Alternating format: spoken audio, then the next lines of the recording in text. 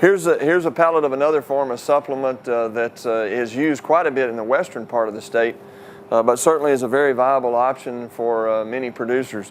These are what we call blocks, the small blocks. Most of these are formulated to weigh about 33 pounds. This particular block is a range supplement, 39% protein, so very much like that cottonseed cake, 38% crude protein cottonseed cake that we talked about on another segment.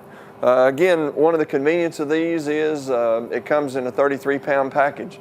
So you can back up to the dock here at the feed store, load those on the truck, get out in the pasture, and if you got two people, it works really well. Somebody in the back can just kick these out as another person drives slowly through the pasture. Again, intake is going to be limited primarily by the hardness of that block. And so again, visit with your feed supplier and to have some idea as to how those blocks are feeding, and likewise read the label on those. They come with a label just like the other products that we've talked about.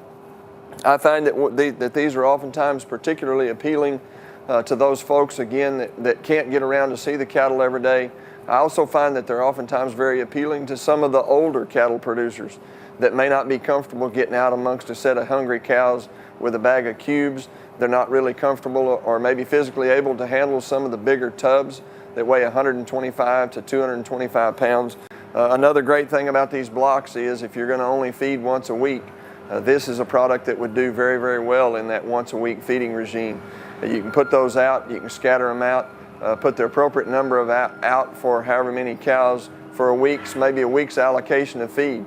And again, with these high protein, all natural protein sources, if they eat it all in a couple of days or 3 days, again, because of that ruminant's unique ability to recycle nitrogen, that program will work just as well as having someone out there perhaps hand feeding those cattle every day or every other day.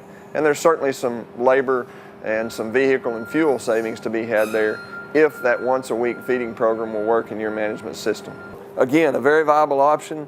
Read the label on those, know what you're getting in terms of protein content. They'll range from essentially 20% protein to 39 or 40% protein.